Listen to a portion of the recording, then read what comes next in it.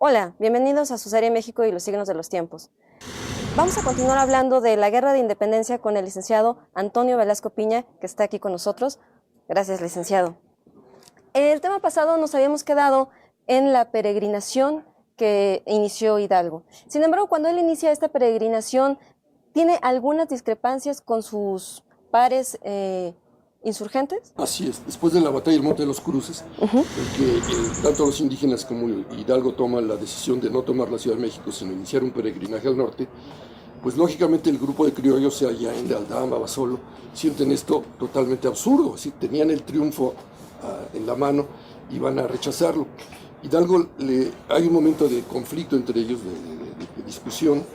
Hidalgo les hace ver lo que mencionábamos en la plática anterior, o sea que si se toma la Ciudad de México van a ser los criollos los que tomen el poder y que no va a ser una independencia para todos los mexicanos, sino nada más para los criollos, y que hay que acatar la decisión de los indígenas de que para que esta guerra sea una auténtica guerra sagrada, hay que realizar un peregrinaje.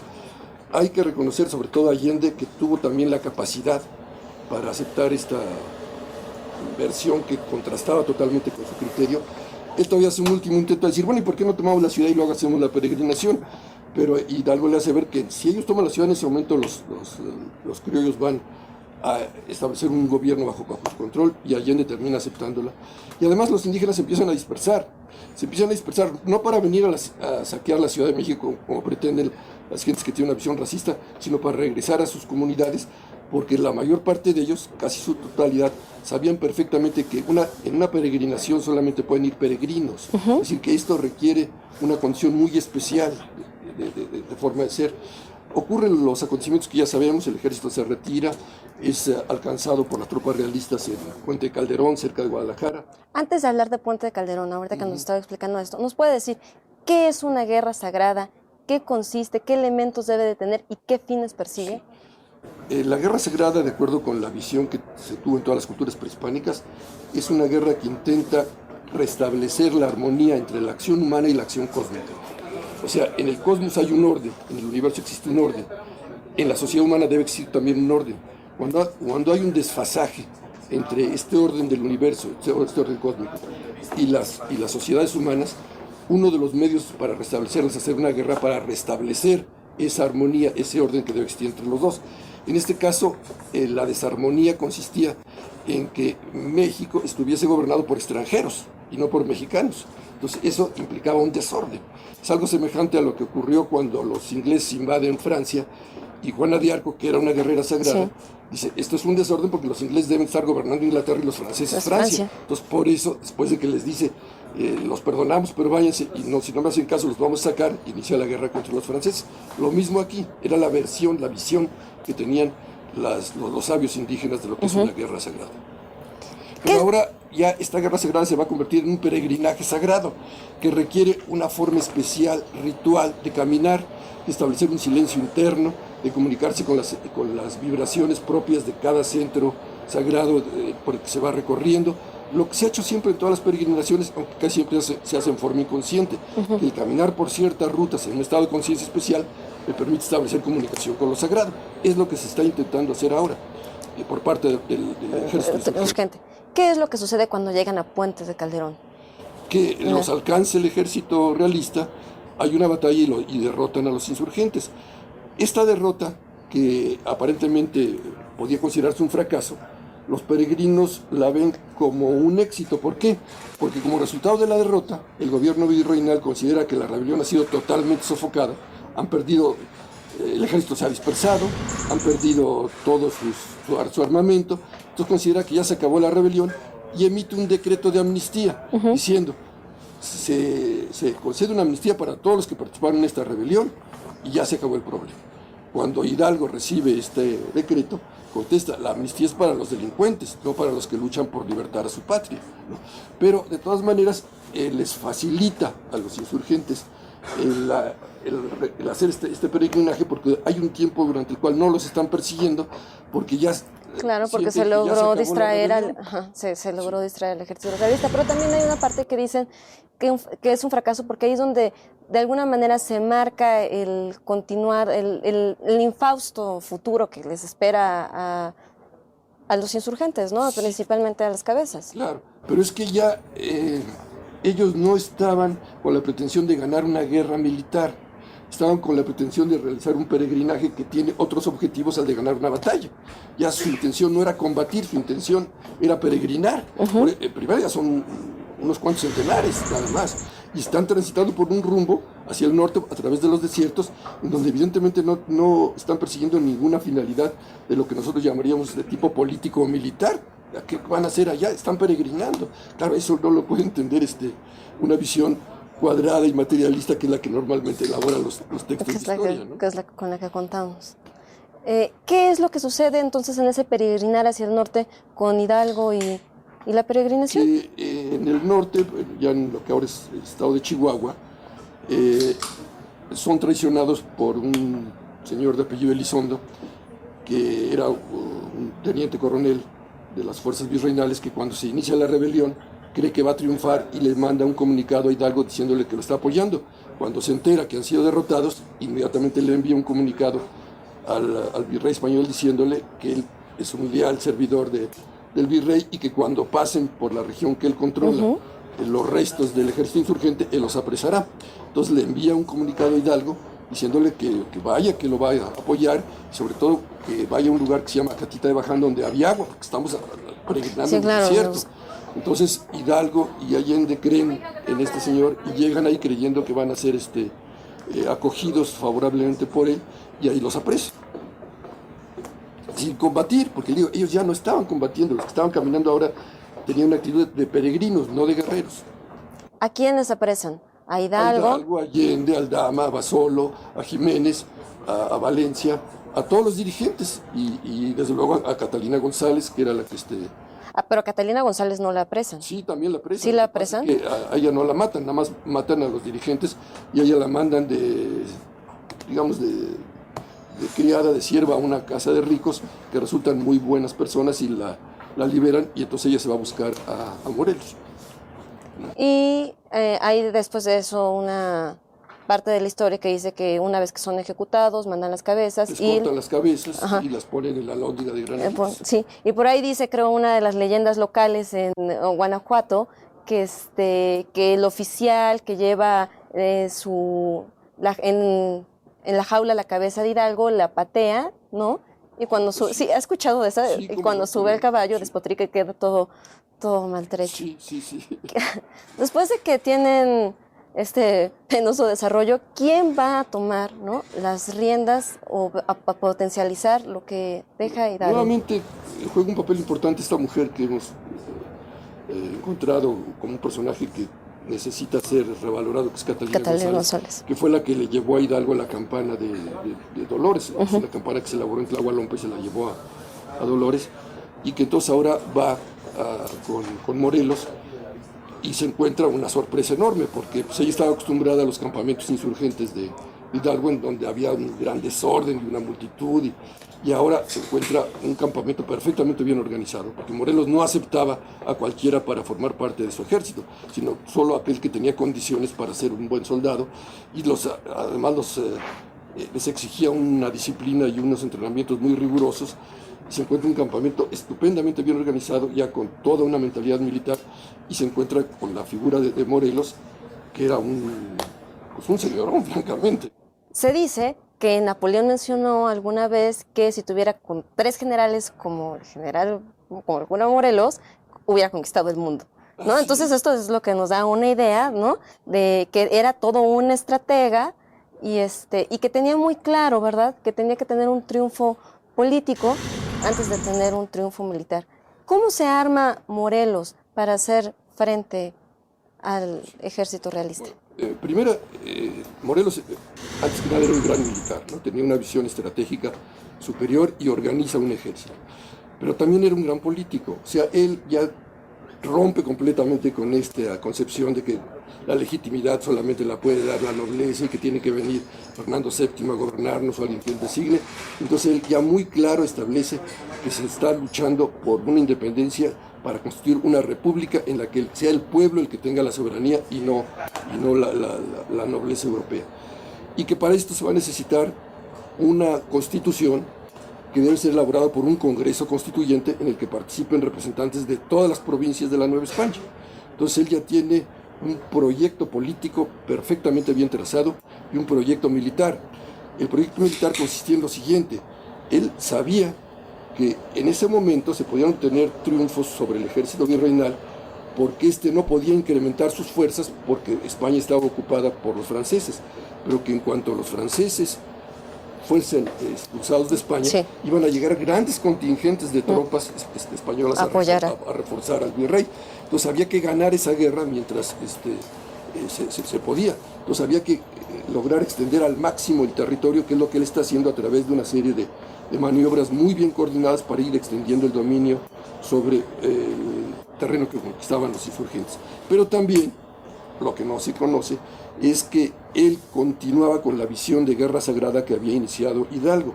Entonces nuevamente entran en acción los consejos de ancianos y opinan lo siguiente: si realmente se quiere fundar una nueva nación, si realmente se quiere lograr una independencia auténticamente para todos los mexicanos, lo primero que se necesita hacer es recuperar el símbolo sagrado de México, que ha sido durante milenios la representación de que el espíritu, simbolizado por un águila, debe trascender a la materia, simbolizada por una serpiente, o bien una serpiente emplumada, que es lo mismo, el espíritu trascendiendo la materia. Entonces hay que recuperar el símbolo de México.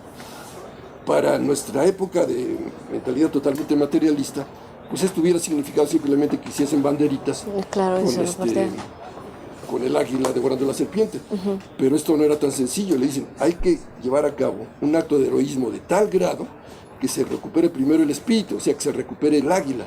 Y para esto se debe efectuar esa recuperación en un lugar que tradicionalmente está dedicado a la advocación del águila. Se refiere al sitio de Cuautla. Cuautla.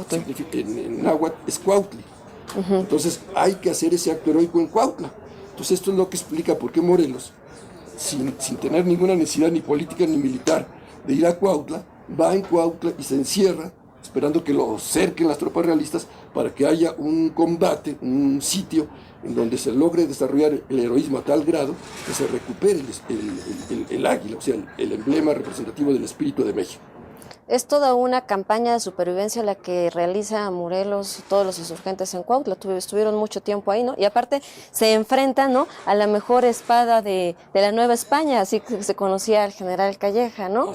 ¿Qué es lo que pasa en el sitio de Cuautla? Bueno, efectivamente, Calleja es el mejor militar que tiene la Nueva España y es el que va a dirigir el ejército. Cuando Calleja se entera que Morelos está encerrando ahí, dice: cuando logremos completar el sitio, ni siquiera las ratas van a lograr salir vivas de Cuautla.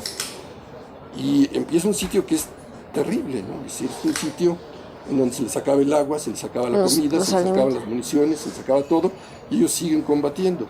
Aquí otra vez es importantísima la participación femenina, tanto porque es Catalina González la que está coordinando toda la acción civil, todo el apoyo de la sociedad, porque son las mujeres las que están haciendo no solo las trincheras, sino los pozos de agua, porque se los van sitiando y quedan ellos ya fuera de los pozos y tienen que hacer pozos para abastecerse de agua, curando a los heridos, confortando a los pacientes, a los familiares que pierden a sus soldados y manteniendo la moral de las tropas. Y a pesar de todo esto, pasa el tiempo y no ocurre nada que les haga sentir que se ha logrado recuperar el espíritu de México durante 70 días. Usted en un espacio en su libro menciona que es impresionante, ¿no? Unas cartas que escribe, creo, Calleja al virrey, diciendo que es impresionante la fuerza que tienen porque todos los días está reconstruido. Todo lo que los destruyeron ellos en un día, en la noche fue reconstruido y el día siguiente pareciera que ahí no había pasado. Exactamente, el propio Calleja está asombrado de que puedan resistir tanto, ¿no? Dice, no se explica cómo están resistiendo si ya no tienen nada. Llega un momento en que siempre que hay un sitio se establece una especie como de comunicación muy especial entre sitiados y sitiadores que les permite a ambos percatarse del estado de ánimo del otro lado, o sea, si está decayendo su resistencia, si se está manteniendo firme. Y hay un momento en que Calleja se da cuenta que se está batiendo el espíritu de los insurgentes y decide que ya hay que tomarla por asalto. Ajá. Pero el día anterior a que se va a tomar por asalto hay una serie de ataques para prever por dónde se va a realizar el ataque central y hay un momento en que se logran abatir parte de las defensas insurgentes y está entrando el ejército realista, y es cuando ocurre el hecho que nos enseñaron en la escuela, pero no nos explicaron los alcances y las trascendencias que tienen. Sí. Todos los insurgentes de una trinchera han muerto y están a punto de entrar por ahí el ejército virreinal. Entonces un niño llega corriendo y un cañón que ya estaba listo lo dispara, y este disparo detiene el ataque el tiempo suficiente para que lleguen otras tropas. A quien conocemos como el niño artillero. El niño artillero, Narciso Mendoza, exactamente. Bueno, lo que no menciona nuestros textos de historia, pero que está contenido en muchas de las cartas de los que participaron en este sitio de Cuautla, es que en el momento en que ocurre este acontecimiento de este niño que va y dispara el cañón, en el cielo de Cuautla las nubes configuran un águila. Entonces tanto Morelos como los insurgentes sienten que es ya el signo que ellos estaban esperando de que se ha logrado recuperar el águila. Entonces Morelos le dice a Catalina González, y inmediatamente haz una bandera con el águila, y con esta bandera es con la que vamos a romper el sitio de Cuautla. Y esa noche, el 2 de mayo de 1812, es cuando se rompe el sitio de Cuautla, que logran salir los insurgentes, que ya ni siquiera llevaban armas. Morelos está a punto de ser capturado porque el grupo con el que va no tenían fusiles, y son alcanzados por un grupo de españoles, y afortunadamente llegaron a rescatar a los otros insurgentes. Pero el que sí es capturado es Leonardo Bravo, que era uno de los principales ayudantes papá de Nicolás Bravo, que era uno de los principales ayudantes. Y aquí va a haber otro acontecimiento que nos va a hacer entender cómo veían los insurgentes la guerra, como una auténtica guerra sagrada. Cuando Morelos se entera de que Leonardo Bravo ha sido capturado, le manda una carta al virrey diciéndole que ellos tienen 300 oficiales realistas, virreinales, presos, porque antes de meterse a Cuautla, Morelos le encargó a Guerrero que se mantuviese oculto en las montañas del sur, por si él perecía, Guerrero continuase la guerra, que se los cambian los 300 por Leonardo Bravo. Es decir, te damos 300 y tú nos das a Leonardo Bravo. La respuesta del virrey es dar muerte vil, de garrote vil, a Leonardo Bravo. Y entonces cuando llegó esta información a Morelos, él se enfurece y le dice a Nicolás Bravo, puedes hacer con estos prisioneros lo que tú quieras. Tú eres el... Sí, lo que tú quieras, porque... ¿Quién va a decidir? Entonces, Nicolás Bravo los reúne a todos y les dice, miren, les concedo a todos la libertad sin ninguna condición. Ni siquiera les voy a pedir que no se vayan otra vez a incorporar al ejército realista y los vayan a combatir. Sin ninguna condición ustedes son libres totalmente. Porque dice Nicolás Bravo, si esto es una guerra sagrada y actuamos nosotros con un sentimiento de venganza, le estamos mancillando, y entonces esto ya no va a cumplir las finalidades que tenemos a través de esta guerra, que es recuperar la esencia sagrada de México, que es recuperar otra vez nuestras raíces, que es recuperar no solamente una independencia política, sino una categoría espiritual, que es por lo que estamos luchando. Y los declara libres a todos. Posterior a eso, ¿cuáles son las acciones políticas que toma Morelos para que esboza en sus sentimientos de la nación? Ya después de haber logrado este triunfo, Morelos dice, ahora sí vamos a organizar este Congreso Constituyente y vamos a expedir una constitución. Hay una serie de acontecimientos muy interesantes, también poco conocidos. Por ejemplo, hay una proclama ya de independencia. Morelos siente que como ya se recuperó el espíritu de México, ya hay una declaratoria de independencia. México se declara ya independiente a partir de ese momento, estamos hablando de 1813, y entonces se convoca un Congreso Constituyente, vienen representantes de todas las provincias, hay largas discusiones y se elabora una constitución que es una constitución avanzadísima. Es decir, porque en esa constitución vienen no nada más aspectos políticos, sino también sociales. Me gustaría leer la declaratoria que hace Morelos al inicio del Congreso, ¿no? ¿Sí? Dice así: soy el siervo de la nación, porque ésta asume la más grande, legítima e inviolable de las soberanías. Quiero que tenga un gobierno dimanado del pueblo y sostenido por el pueblo, que rompa todos los lazos que la sujetan y que acepte y considere a España como hermana y nunca como dominadora. Quiero que hagamos la declaración de que no hay otra nobleza que la de la virtud, el saber, el patriotismo y la caridad, que todos somos iguales, pues del mismo origen procedemos, que no hay abolengos ni privilegios, que no es razonable ni humano ni debido que haya esclavos, pues el color de la cara no cambia el del corazón ni el del pensamiento, que se eduque a los hijos del labrador y del barretero, como a los del más rico hacendado y dueño de minas, que todo el que se queja con justicia tenga un tribunal que lo escuche, lo ampare y lo defienda, que se declare que lo nuestro ya es nuestro y que para provecho de nuestros hijos, que tengamos una fe, una causa y una bandera, bajo la cual todos juremos morir antes que ver a nuestra patria oprimida. Digo, como se ve, hay toda una visión social para establecer una igualdad. Hay ya una ruptura total con la concepción de que teníamos que ser gobernados por gente que nos manda. La idea de la soberanía. Hay una idea de soberanía ya plasmada con toda claridad en esta declaración, ¿no? De educación, pero también es una idea de cristianismo, ¿verdad? Sí, por supuesto, está hablando de que nos une una sola fe. Y él nuevamente declara a la Virgen de Guadalupe no solo como la generalísima, sino como la patrona y digamos como el lazo más importante que une a México con lo sagrado, que es la Virgen de Guadalupe, de acuerdo con la concepción que tuvo Hidalgo, que tuvo Guerrero y que tuvo Morelos y que tuvieron todos los dirigentes insurgentes. Sí. ¿Existe alguna relación entre las tesis que plantea Fray Servando Teresa de Mier y las que tiene Morelos? Sí, claro. La ideología que tiene Morelos. Teresa Mier es un personaje muy singular, simpático, un poco loco a veces, que también él era un sacerdote que una vez, en el 12 de diciembre, él pronunció un sermón en la Basílica de Guadalupe que produjo gran escándalo, porque dijo que México había sido bendecido por la Virgen de Guadalupe mucho antes de su aparición, que desde antes de que España fuera cristiana ya México lo había sido, porque aquí había estado la Virgen de Guadalupe.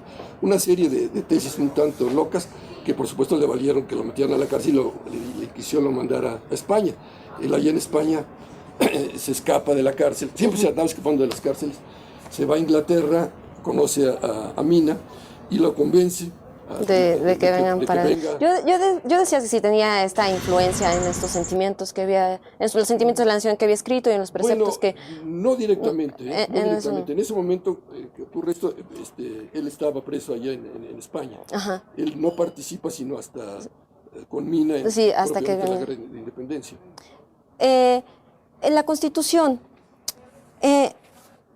¿cómo la Constitución que hace Morelos crea un parlamento, ¿no? Y este parlamento es coarta también el poder del ejército. Era muy avanzada, pero como que no fue lo más adecuado para esos tiempos. ¿Por qué?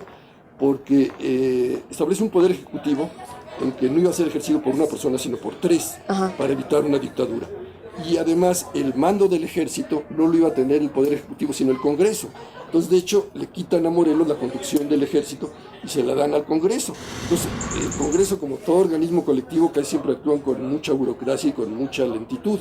Entonces, toda esta capacidad de maniobra que tuvo Morelos al dirigir el ejército se pierde totalmente cuando es el Congreso el que está disponiendo cómo debe llevarse a cabo la campaña. Licenciado, se nos agota el tiempo, pero vamos a seguir platicando de qué es lo que sucede con Morelos y esperamos que continúen viéndonos desde sus casas. Muchas gracias.